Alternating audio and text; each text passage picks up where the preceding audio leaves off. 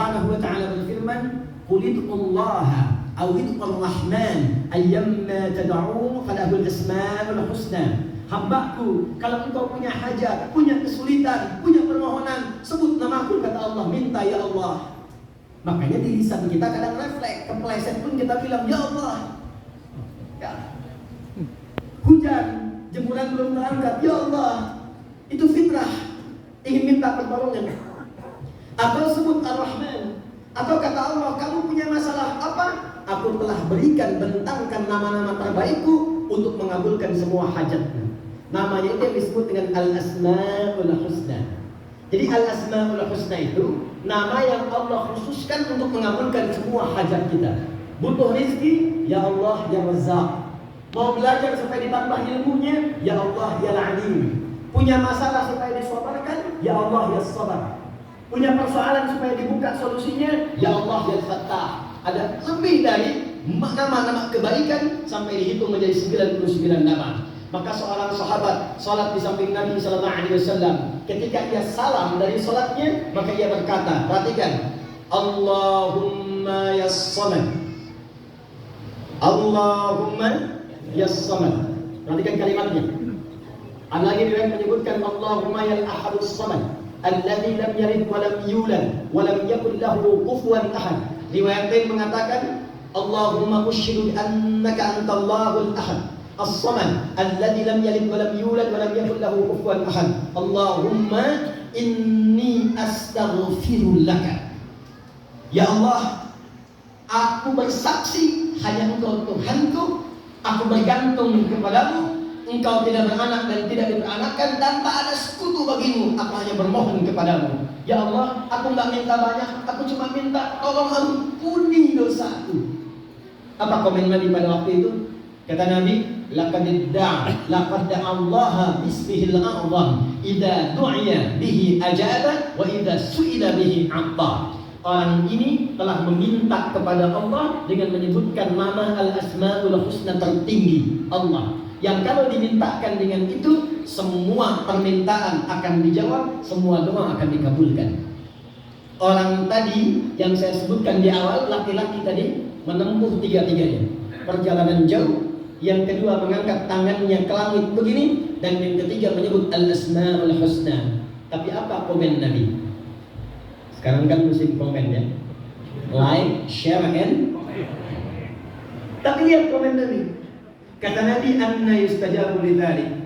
Doanya bagus, caranya bagus, tapi sulit rasanya untuk mendapatkan jawaban. Allah kabulkan cuma mantul. Kenapa?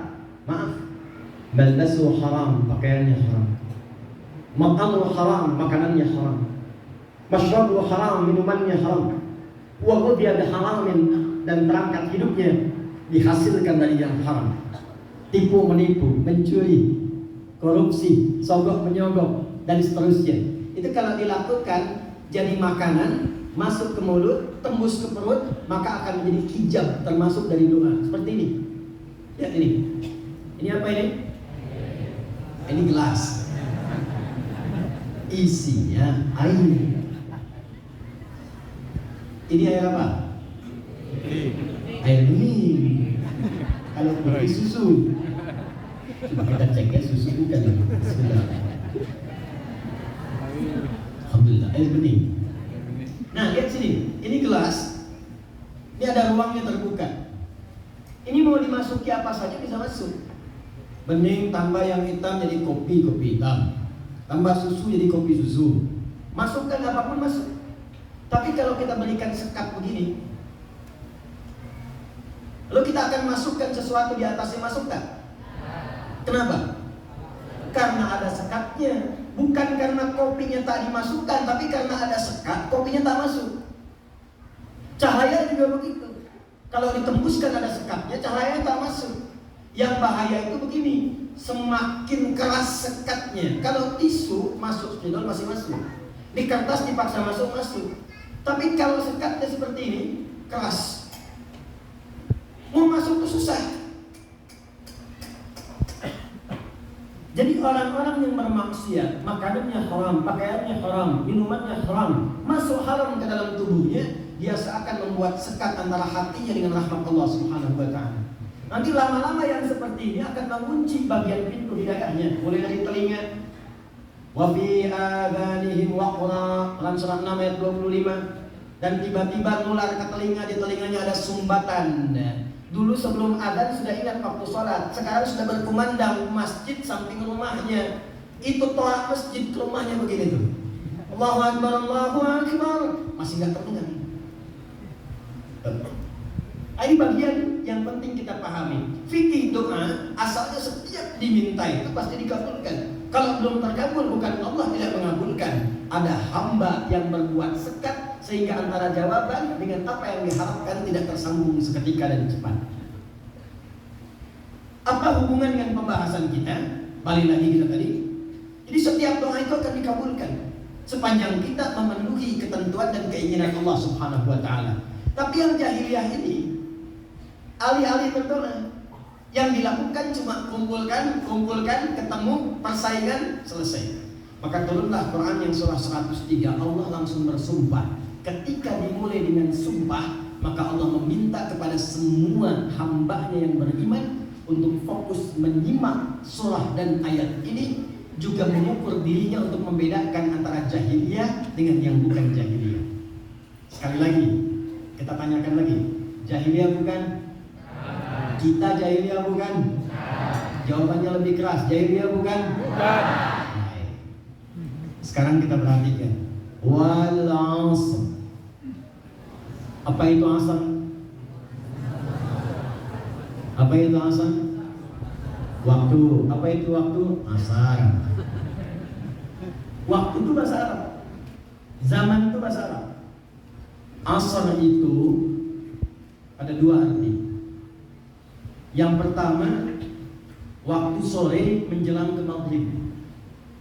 Kalau sore secara umum bahasa Arabnya masa. Sore menjelang ke maghrib itu asar. Dua, asar itu menunjuk kepada waktu secara umum yang kita isi untuk beraktivitas. Dan biasanya makna kedua ini yang dijelaskan oleh para ulama.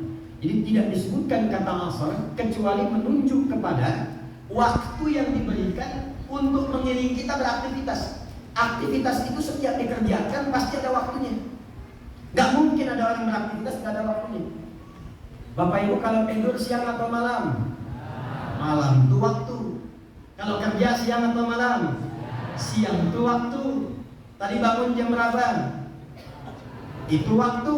Subuh jam berapa tadi? Itu waktu. Setiap waktu yang menjadikan kita mampu beraktivitas itu disebut asar namanya. Cara menerjemahkan ayat ini, perhatikan secara tafsirnya. Wal 'asr. Kata Allah, aku bersumpah demi waktu kesempatan yang aku berikan pada setiap hambaku untuk beraktivitas. Innal insana lafi. Yuk kita bahas setiap hurufnya. Saya senang karena saya ini dari kecil cinta Quran. Dari kecil. Kalau kecil bahasa Minangnya Kete. Kete.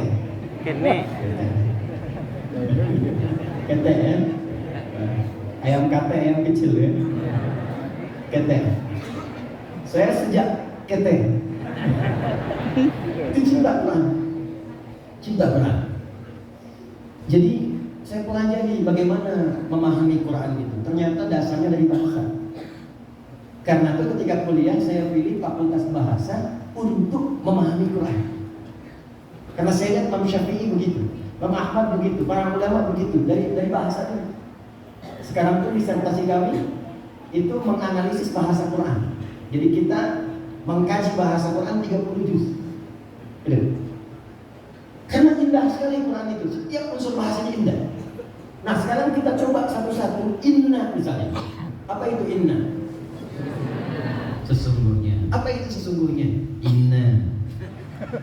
Yuk kita baca. Inna harfun nasbin wa taukidin tansibul isma wa tarfa'ul khabara mabniyun 'ala al-fathi la mahalla lahu min al-i'rab. Itulah inna. Paham? Tidak. Inna itu harfun nasbin. Kalau dia harakat menjadikan kalimat harakat fathah kalau tunggal, atau kasrah kalau jamak pada umumnya.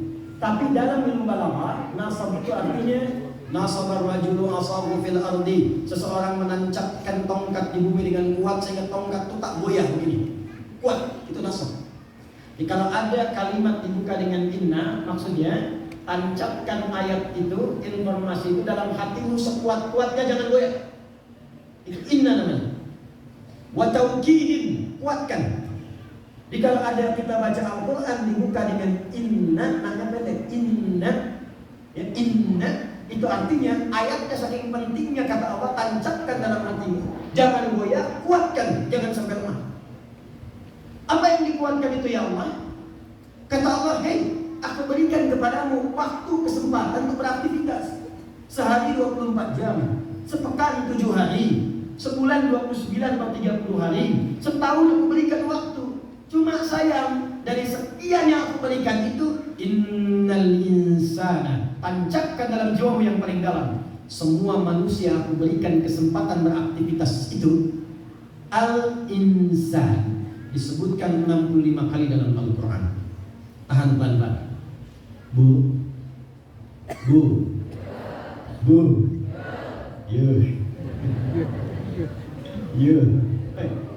manusia itu setidaknya disebut dengan 5 nama dalam Al-Quran.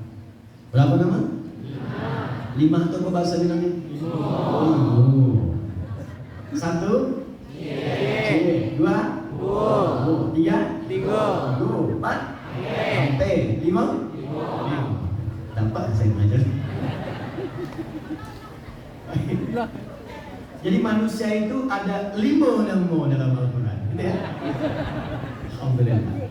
1, Bashar. Apa namanya? Bashar. Disebutkan 35 kali dalam Al-Quran. Dan itu nama pertama yang diperkenalkan oleh Allah kepada malaikat dan jin.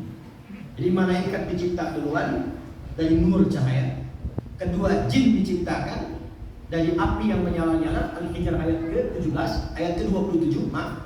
Al-Hijr ayat 27. Wal janna khalaqnahu min qablu min naris samum. Ketiga, baru manusia. Ketika manusia diciptakan itu, nama pertama yang diperkenalkan Bashar namanya. Wa idh qala rabbuka lil malaikati inni khaliqum bashara. Quran surah 15 ayat ke-28. Singkatnya begini, singkatnya Bashar itu makhluk yang punya penampakan kulit yang baik plus punya nafsu, itu Bashar. Itu Bashar. Manusia itu diciptakan tampilannya bagus. Bagus, kalau tak percaya, coba masuk kebun binatang, ya. Nanti ukur kau dengan setiap hewan. Bandingkan, masih bagus kita. Tapi sayang, awas hati-hati. Mesti dicatat, manusia pun punya nafsu. Jadi ada makhluk yang punya nafsu itu lawannya takwa. Nanti takwa disebutkan 115 kali, ya. Dan derivasinya 240 kali. Nafsu disebutkan 115 kali.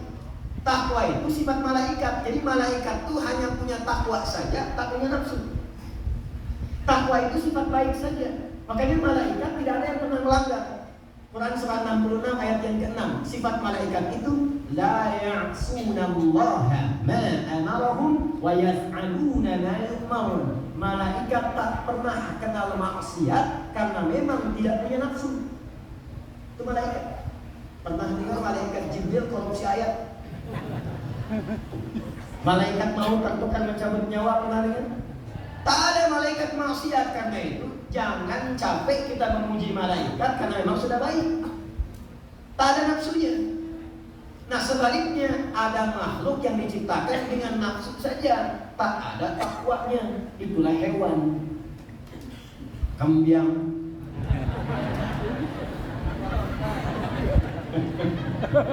Sapi. Sapi itu tak punya takwa, punyanya nafsu saja. Tadi kami sedang kencang-kencangnya tuh, tiba-tiba berhenti mendadak. Sapi lewat. Jauhi. Dan sapinya santai aja, lihat begini, jalan lagi. Ibu sudah bersih-bersih lantai depan rumah, tiba-tiba ayam lewat buang kotoran. Ibu gak usah marahi, dasar ayam, emang begitu. Ada delman di sini, kuda ada kuda. Kuda lewat keliling tanah datar tak pakai celana, tidak malu dia. Karena memang yang dipunya nafsu, tidak ada takwanya. Manusia itu gabungan malaikat dan sifat hewan. Dia punya takwa, dia punya nafsu. Nah, cara kita mengendalikan nafsu supaya tidak mengikuti jejak hewan atau lebih daripada hewan, karena nanti ada orang dimasukkan ke dalam neraka jahanam di kerak bawahnya. Apa di antara sifatnya? Dia lebih buruk dibandingkan hewan ketika hidup di muka bumi. Sapi makannya apa? Kambing makannya apa? Rumput. Sapi, kambing makannya rumput. Ada manusia makan aspal yang harusnya 7 cm cuma 5 cm jalan. Nah itu nanti kalau nggak taubat, itu masuk neraka jahanam paling bawah. Paling bawah. Tapi poinnya, bagaimana cara mengelola nafsu itu? Temukan setiap kalimat basyar dalam Al-Quran. 35 kali disebutkan. Basyar ini 1 kali. Yang kedua, kadang disebutkan dengan nama ins, dipasangkan dengan jin. 18 kali disebutkan dalam Al-Quran. Ya ma'syaral jinni wal ins, wa ma khalaqtul jinna wal ins. Jin dengan ins itu pasangan dalam Quran katanya, tapi maknanya beda secara langsung. Kalau jin itu tersembunyi. Setiap kalimat yang dimulai dengan jim dan nun dalam bahasa Arab artinya tersembunyi, tak nampak. Janin, kenapa disebut janin? Karena tersembunyi dari rahim ibunda, tak nampak secara kasat mata. Jannah, surga, kenapa disebut dengan jannah? Karena sekarang belum tampak di hadapan kita. Jin, kenapa disebut dengan jin? Karena fitrahnya diciptakan tersembunyi, tak nampak dalam pandangan kita. Karena itu kalau ada jin melakukan penampakan, itu jin sedang punya masalah. Karena sifatnya tersembunyi. Dan tidak ada yang bisa melihat jin, karena fitrahnya begitu. Tidak ada yang bisa. Kalau ada manusia mengatakan, saya bisa melihat jin, itu artinya manusia itu sedang kesurupan jin. Betul, karena hanya jin dengan jin yang bisa melihat jin. Ingat ya? Hanya antara jin yang bisa melihat jin. Jun itu nggak ada, jin dan jun itu cuma di sini aja. Cuma jin yang bisa melihat jin, karena itu tersembunyi. Lawannya ins. Jadi kalau jin sifatnya itu tersembunyi, ins sifatnya tampak.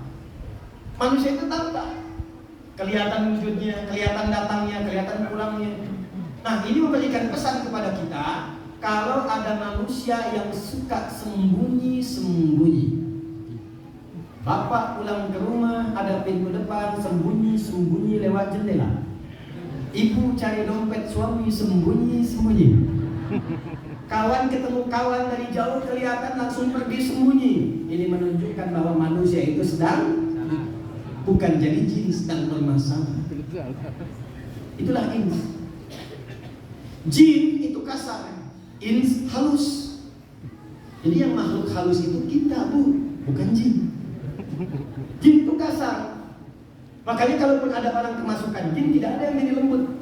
Nah manusia itu disebut ins karena dari lahir sudah punya bawaan lembut. Makanya kenapa kok ada orang yang kasar?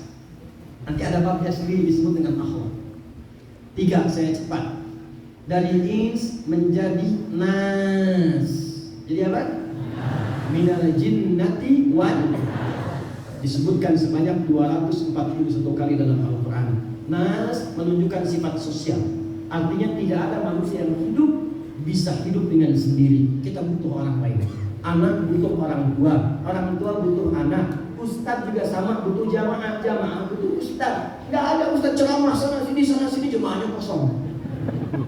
Semua saling melengkapi. Karena itu tidak boleh ada orang yang egois dalam kehidupan. Nanti fikihnya ada lagi, nanti fikih sosial. 4, Bani Adam. Apa namanya? Disebutkan 7 kali dalam Al-Quran. Apa 7 bahasa namanya? Tujuan. Disebutkan 7 kali dalam Al-Quran. Bani Adam. Bani Adam itu maksudnya tidak ada manusia, anak manusia lahir di bumi kecuali nasabnya akan jelas tersambung ke Nabi Adam alaihissalam sebagai bapak moyang kita. Nah karena itulah mukjizat Nabi Muhammad SAW. Di antara mukjizat beliau, dari lahir bapaknya meninggal tapi nasabnya paling jelas sampai ke Nabi Adam alaihissalam. Jadi ayahnya itu meninggal, beliau lahir yatim, Tapi nasabnya sampai ke Nabi Adam.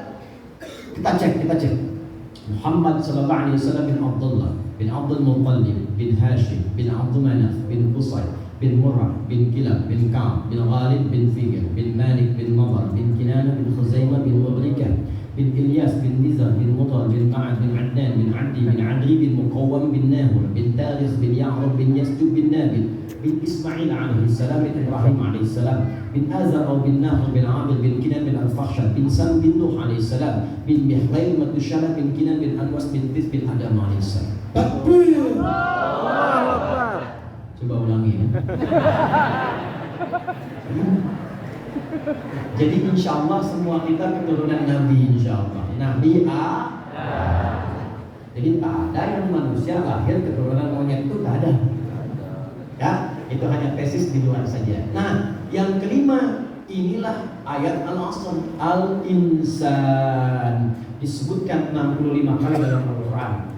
Tidak disebutkan insan kecuali nama bagi semua aktivitas manusia. Manusia yang berkegiatan itu dari bangun tidur sampai tidur, itu bahasa Arab disebut dengan insan. Kenapa saya bahas dari mulai bashar sampai insan? Saya ingin tunjukkan betapa detilnya bahasa Quran. Jadi kalau bukan firman Allah, bukan seperti itu bahasanya. Mungkin akan dikatakan innal bashar, innal ins. Tapi Quran itu luar biasa detil. Ketika menyebutkan ya ma'syaral jinni wal ins, pakai ins, minal jinnati wal pakai nas. Tapi di sini ketika diberikan waktu beraktivitas, pasangannya insan. Itulah firman Allah menunjukkan Al-Quran firman Allah mu'jizat, bukan kata-kata biasa Nabi Muhammad SAW. Innal insana, sungguh seluruh manusia yang beraktivitas itu lafi, berpotensi mengalami kerugian. Maaf, bapak dagang dikasih modal 24 juta, pulang-pulang cuma bawa 20 juta, untung atau rugi? Rugi berapa, Bu? 4 juta. Ada ibu suami pergi berdagang, dimodali 24 juta, pulang cuma bawa 4 juta. Rugi apa untung? Berapa ruginya? 20 juta. Ada orang oleh Allah diberikan waktu beraktivitas selama 24 jam. Ternyata yang dibawa pulang kepada Allah cuma 4 jam. Berapa ruginya? Nah, jahiliyah itu disifati oleh Quran banyak ruginya, karena waktunya dihabiskan untuk mencari dan mengerjakan kegiatan yang tidak punya nilai di sisi Allah Subhanahu wa taala. Berkelahi jahiliyah, mencuri jahiliyah, mabuk jahiliyah. Pak, jahiliyah itu pemabuk yang paling amatir itu 5 kali dalam sehari. Profesional lebih daripada itu. Di pemabuk amatir itu 5 kali. Kalau baru 2 kali masih coba-coba. 5 kali dalam sehari. Di pemabuk sudah ada zaman jahiliyah. Zaman sekarang ada begal. Zaman jahiliyah begal itu tak tanggung. Sekampung itu ada kampung begal, namanya kampung Gifar. Tokohnya diantaranya Jundub bin Junadah. Nanti saya cerita belakang. Jadi pembegal ada, pemabuk ada, pezina komplit, pembunuh lengkap. Ada preman Mekah, itu yang kerjanya sering duel. Ada di antara yang paling kuat, tokoh yang paling kuat itu selalu menantang kepada orang-orang sekitarnya. Kalau berani dengan saya bertemu di Bukit A, tapi sebelum datang pamit dulu pada ibu yang telah melahirkannya, karena dia akan pulang tanpa nama. Nanti saya cerita siapa dia. Itu semua komplit, lengkap. Jahiliyah. Nah, itu oleh Allah diberikan nafas gratis, udara gratis, kesehatan gratis, 24 jam supaya beraktivitas. Tapi ternyata aktivitasnya tidak ada yang bisa dibawa pulang menghadap Allah Subhanahu wa taala. Perhatikan rumusnya begini.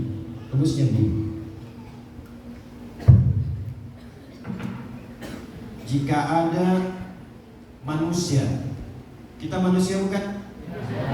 Berarti kita termasuk yang dikhitab, yang dituju di ayat ini. Ingat, ayat ini bukan tukang biang. Bukan untuk ayam, bukan untuk elang. Ayat ini untuk kita. Karena itu kata para ulama, kalau sedang baca Al-Quran, rasakan ayat itu ditujukan untuk kita secara langsung. Kita yang sedang dituju oleh Allah. Perhatikan baik-baik. Manusia yang beraktivitas, apapun pekerjaannya, diberikan modal waktu oleh Allah. Tapi sayang ada orang yang mengisi waktunya tak punya nilai di hadapan Allah. Kapan itu bisa punya nilai? Maka dalam bahasa Arab, kalau ada satu kondisi yang mengeluarkan kita dari situ, maka gunakan huruf illa. Gunakan huruf illa. Tadi kan dikatakan manusia berpotensi rugi. Kita ingin keluar dari kerugian, maka tambahkan illa setelah itu. Wal 'asr innal insana lafi illa. Nah, yang setelah illa itulah itu yang benar. Yang setelah illa itulah itu yang bermanfaat. Maka ada berapa kegiatan yang bermanfaat menurut Allah dalam surah ini yang dibimbingkan kepada kita? Satu, illal ladzina alladzina amanu. Satu.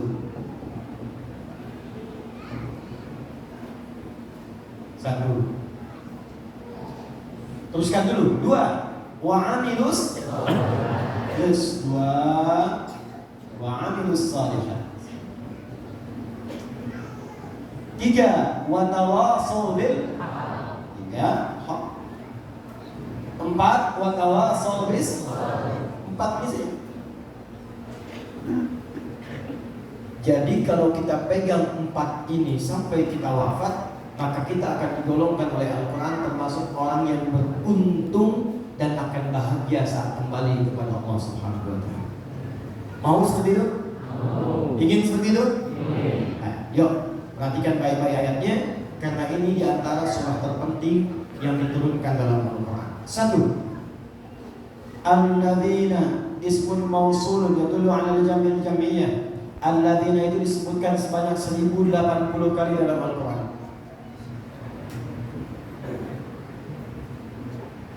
Mencakup semua kalangan tanpa kecuali. Laki-laki, perempuan, tua, muda, besar, kecil, kaya, cukup, semua tanpa kecuali. Yang punya jabatan dunia, yang tak punya jabatan dunia, pejabat, rakyat, diplomat, birokrat, pedagang, pebisnis, semua tanpa kecuali. Artinya apa? Artinya Allah menginginkan semua hambanya itu bahagia. Allah menginginkan semua hamba yang tidak rugi. Cuman sayang kadang ada hamba yang diinginkan oleh Allah diberi petunjuk, cuma petunjuknya tidak diambil. Maaf ya, ini contoh saja ya, contoh. DKM tak harus mengikuti, cuma contoh. Contoh. Misal, kalau DKM ini, setiap ada pengajian menyediakan snack, misalnya. Ini contoh saja, contoh. Menyediakan snack, diberikan makan, diberikan minum. Tapi ada ketika di antara jamaah yang dibagi itu, ada yang tak mau ambil makanan, ada yang tak mau ambil minuman. Sehingga tak sadar dia, tausiah ceramah agak lama, dia mulai lapar kehausan, tapi dia memilih tidak mengambil. Akhirnya ketika dia pulang, dia jatuh pingsan. Pertanyaannya, yang salah itu panitianya atau orangnya? Panitia memberi, dia tidak mengambil. Allah itu menebarkan hidayah. Tidak ada hamba yang tidak dapat hidayah, diberikan oleh Allah. Cuman sayang ketika diberi, hambanya tak mau ambil. Ibu kenal Firaun?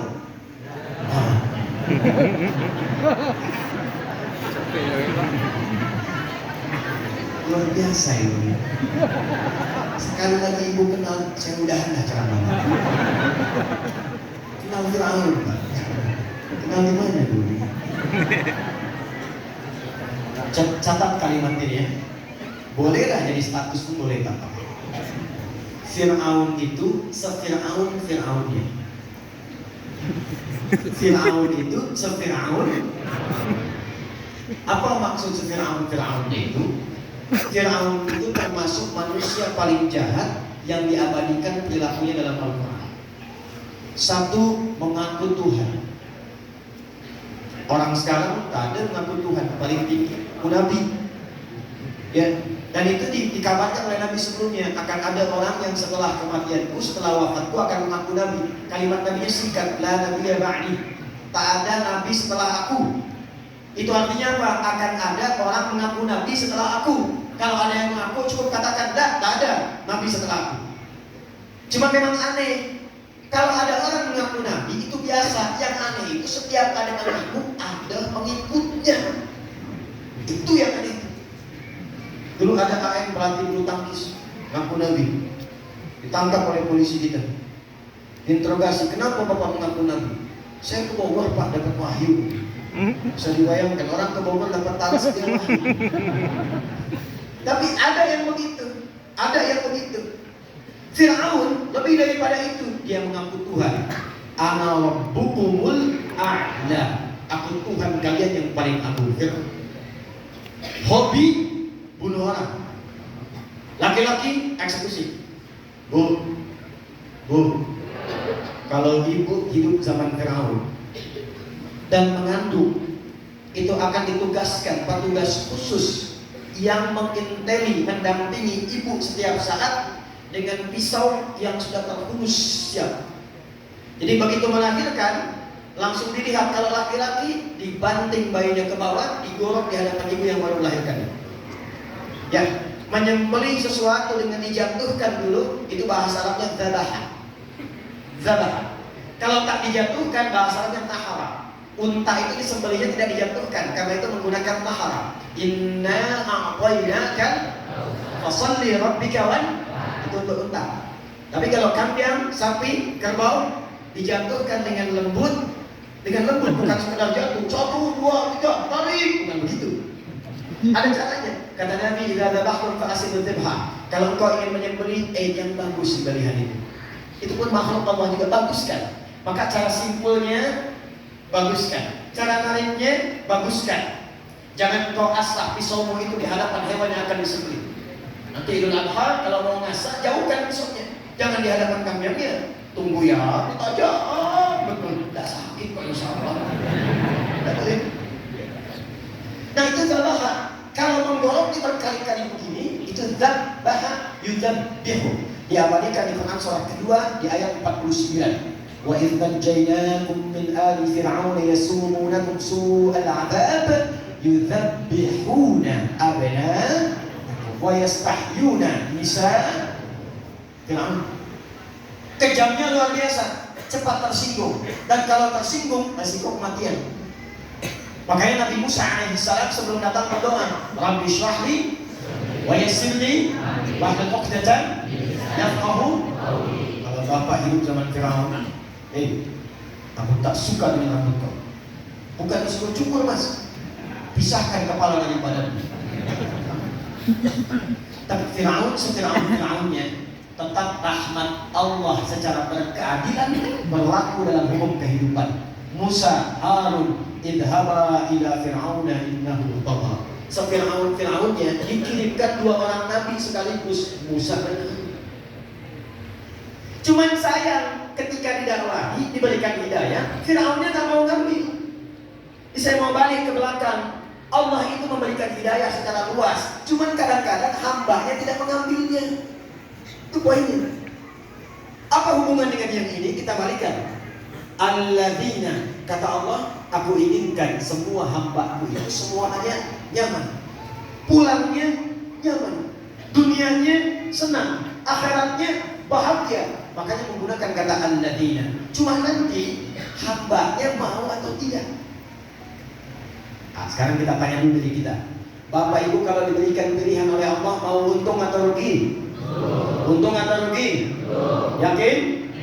Rumus pertamanya, alladzina amanu. Kata Allah, kalau mau untung, keluar dari kerugian selama 24 jam sehari, cepat ambil iman itu dan simpan dalam qalbu.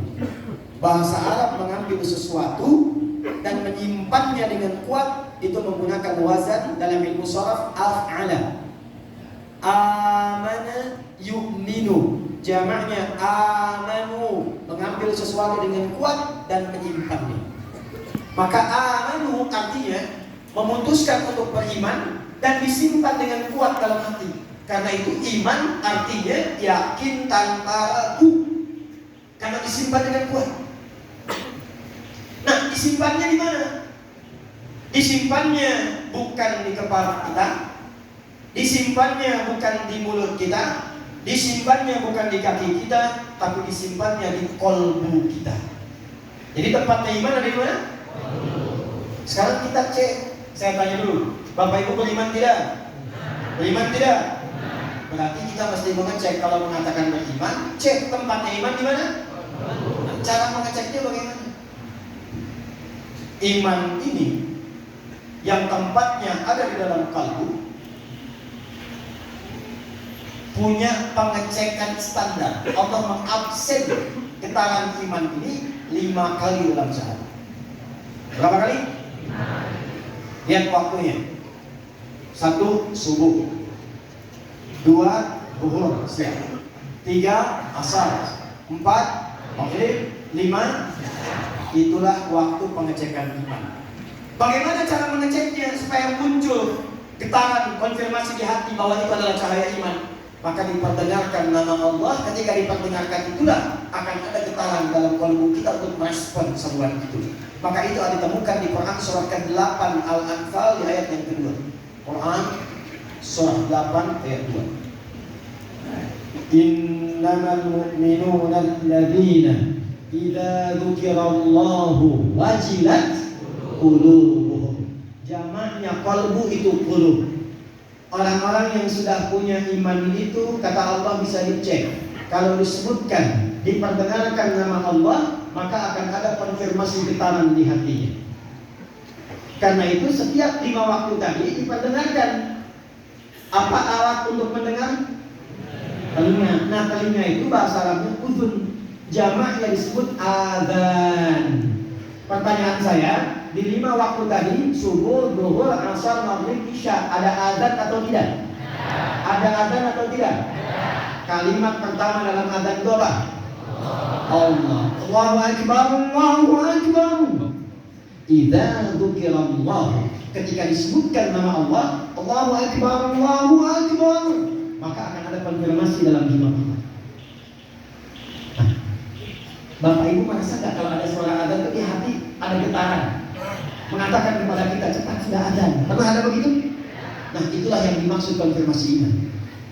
Kalau kita mendapati itu, kita termasuk orang beruntung. Tapi baru seperempat, belum sepenuhnya beruntung. Artinya orang-orang yang tidak memiliki iman itu 24 jam disebut oleh Al-Quran sebagai orang yang merugi selama hidupnya. Karena nanti iman inilah yang akan menentukan seorang hamba memiliki bekal untuk pulang atau tidak. Jadi yang dibawa oleh kita saat ke alam kubur dan kembali kepada Allah itu bukan pekerjaan hasil dunia ini, bukan airnya, bukan handphonenya, bukan kendaraannya, bukan fotonya, bukan Hondanya, bukan itu yang dibawa. Tapi nanti semua hasil kegiatan yang dihasilkan dari iman itu. Nah, kalau iman sudah ada, dicek oleh kita ada getarannya, ini mesti hati-hati ya Pak, Bu, hati-hati. Karena kata Nabi akan ada satu zaman, subuh orang beriman, sorenya sudah hilang imannya. Wayung si kafir. Ada orang yang sorenya beriman, itu pagi-pagi sudah hilang imannya. Saking cepatnya masa berganti, ada orang diberikan dunia, langsung imannya hilang. Sekarang ada perempuan yang tega menukar imannya dengan hanya satu kalimat, aku mencintaimu. Ayo kita menikah, tapi kamu harus keluar dari agamamu. Hilang iman dengan kata. Ada yang hilang iman, maaf, dengan materi dunia. Kerja di sini saja, tapi nggak boleh sholat. Lama-lama kerja nggak sholat, lama-lama murtad. Ada yang begitu? Pagi beriman, sore kufur. Nah, yang paling menarik, kalau imannya sudah masuk ke dalam jiwanya, nanti iman ini akan menyebar kepada seluruh bagian tubuh kita, maka dibimbinglah semua bagian tubuh itu untuk beraktivitas. Mata melihat, lisan bicara, kaki melangkah. Nah, semua yang sudah beriman itu, nanti matanya akan dibimbing oleh imannya. Karena itu orang yang sudah beriman, cara melihatnya akan berbeda dengan yang belum beriman. Jadi kalau orang nggak ada iman, itu semua dilihat. Mau yang aurat, mau yang tidak ada aurat, semua dilihat. Makanya kalau di negeri-negeri orang-orang yang kurang iman atau tak ada imannya, buka-buka pakaian itu dianggap biasa, dianggap model, karena memang tak ada iman. Paham? Mabuk itu dianggap biasa, zina itu dianggap biasa, karena nggak ada iman. Tapi orang kalau sudah ada imannya, baru melihat saja itu turun ayatnya, langsung dibuka dengan kalimat iman. Qul lil mu'minina, kata Allah, yang sudah merasa beriman, nanti getaran imannya akan membimbing ke matanya dan memilih apa yang harus dilihat. Makanya kalau Bapak tak percaya, ini kan ada handphone nih, suka buka internet ya, suka lihat YouTube ya, kan suka ada iklannya ya. Itu kalau ada iklan-iklan tak pantas, kalau iman kita masih kuat itu, begitu imannya kuat, ada iklan tak pantas, itu seketika mata bisa dipalingkan. Pernah gitu? Ya, keluar ada gambar-gambar di jalan yang tak pantas, tidak bisa dipalingkan. Bahkan terkadang saking kuat di iman itu bisa istighfar. Astagfirullahaladzim. Tak ada yang terlambat sikit. Ya, tak ada yang lisannya astagfirullah, matanya tak berpaling. Astagfirullah, dosa ini, astagfirullah. Ada gitu. Dan itu hanya dirasakan oleh orang beriman. Sama, bekerja juga begitu, berbicara juga begitu, semua dibuka dengan kalimat iman. Pekerjaan yang dikerjakan karena iman itu nanti semakin kuat imannya. Tolong catat kalimat ini ya. Ini rahasia Pak. Di sini saja. Ini rahasia. Bu, you. Semakin kuat iman seseorang, itu pasti akan semakin baik perilaku. Jadi kalau kita ingin jadi orang baik, gampang sebetulnya. Kuatkan imannya. Karena orang beriman itu pasti baik. Zaman Nabi umat jahiliyah semua, tapi begitu beriman pada baik semua. Tadi masih ingat yang saya pernah sebutkan kampung begal? Itu nama kampungnya Gifar. Tokohnya Jundub bin Junadah. Tapi beliau memutuskan untuk beriman, masuk Islam. Setelah masuk Islam, beliau bilang sama Rasulullah, ya Rasulullah berikan nasihat. Kata Nabi, pulang. Kata beliau, ya Rasulullah, aku akan mengumumkan keislamanku di depan orang-orang, di depan Ka'bah. Kata Nabi, jangan. Orang-orang masih anti, nanti kamu dipukuli. Apa jawab Jundub? Ya Rasulullah, saya ini mempegang terang-terangan, masa beriman sembunyi-sembunyi? Saya ini mempegang terang-terangan, masa beriman sembunyi-sembunyi? Aku ingin bertobat di hadapan Allah, datang ke depan Ka'bah, dia katakan, hei orang-orang Mekah, kumpul orang-orang, saksikan, asyhadu an la ilaha illallah, asyhadu anna Muhammadar Rasulullah, dipukuli sama orang, jatuh pingsan. Begitu akan diteruskan, ditemukan konon dalam riwayat disebutkan Ali bin Abi Thalib, karena ada yang menyebutkan Hamzah radhiyallahu alaihim jami'an. Jangan lakukan, karena ini orang dari Gifar. Kalau ini wafat, nanti kafilah kita lewat sana, tak akan pernah ada yang selamat. Maka dibiarkan orang itu sampai dia pulang. Namanya Jundub bin Junadah. Tahukah Bapak Ibu apa yang terjadi setelah dia beriman? Beliau pulang ke daerahnya, dibantu warganya untuk beriman. Dan apa yang terjadi ketika Nabi hijrah ke Al-Madinah Al-Munawwarah itu, ternyata Madinah heboh, dab-dikduk, datang satu rombongan dari Gifar. Ternyata itu para pembegal yang sudah taubat, hampir sekampung berubah menjadi muslim dan berubah menjadi orang-orang yang baik setelah mereka beriman. Maka untuk mengabadikan itu, beliau menyantumkan nama kampungnya di depan kunyahnya, namanya Abu Dzar. Untuk mengenalkan saya dari kampung begal, maka beliau sebutkan, tambahkan nama kampungnya dengan I di ujungnya. Saya dari Gifar, maka tambah alif lam di depannya, Al-Ghifar, ujungnya I, Al-Ghifari. Maka dari sejak saat itu dikenal dengan nama Abu Dzar Al-Ghifari. Nah itu maksudnya begini, saya dulu sebelum muslim pembegal, sekampung begal semua, tapi setelah kami beriman, kami baik semuanya. Itu maksudnya. Jadi iman itu membuat kita lebih baik. Kalau bicara baik, kalau bertutur mulia, mendengar baik, melihat baik. Jadi kalau ada pejabat beriman, gak mungkin berbuat yang kotor, gak mungkin korupsi. Kalau ada pedagang beriman, di pasar itu pada beriman, gak ada tipu-tipu, gak ada pengurangan timbangan. Kalau bapak ibu beriman, pasti anaknya baik-baik semua. Dan kalau kita semua beriman, demi Allah saya katakan, bangsa ini akan maju, makmur dan baik di hadapan Allah Subhanahu wa Ta'ala. Nah, pekerjaan yang dibimbing oleh iman itu bahasa Quran yang disebut dengan amal soleh. Apa namanya? Karena itu setelah kalimat iman muncul wa'amilus soleh. Dua.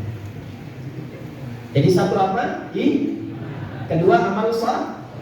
Nah, jadi oleh Allah disindir kebiasaan orang jahiliyah. Hei, kenapa kamu sore-sore cuma begitu? Hitung-hitung hasil dagangan, hitung-hitung bagaimana sihir yang bagus, berkelahi dengan orang satu dengan yang lainnya, mengutuk waktu, sementara kalian pun akan wafat, kata Allah. Nah, orang-orang yang mengerjakan perbuatannya karena iman dan menjadi amal soleh, maka dia akan punya nilai di hadapan Allah. Nilai itu yang akan ikut pulang. Contoh, ini, bapak kerja, dapat uang. Uang itu diberikan motor. Motor itu barang ya. Lu bapak gunakan untuk misalnya ke masjid, berangkat. Bekerja, berangkat. Nah nanti kalau pekerjaan dengan motor itu diniatkan sebagai ibadah, amal soleh karena Allah, nanti akan punya nilai di hadapan Allah. Nilai itu yang disebut dengan hasanah namanya. Apa namanya? Saya tuliskan ya, hasanah. Hasanah. Nah ini yang ikut pulang, hasanah. Ini yang ikut pulang, motornya tidak. Karena itu kalau ada orang punya kendaraan seperti motor, kemudian dia meninggal, saya tanya, maaf, motornya ikut dikubur tidak? Pakaiannya ikut dikubur tidak? Handphonenya ikut dikubur tidak? Yang ikut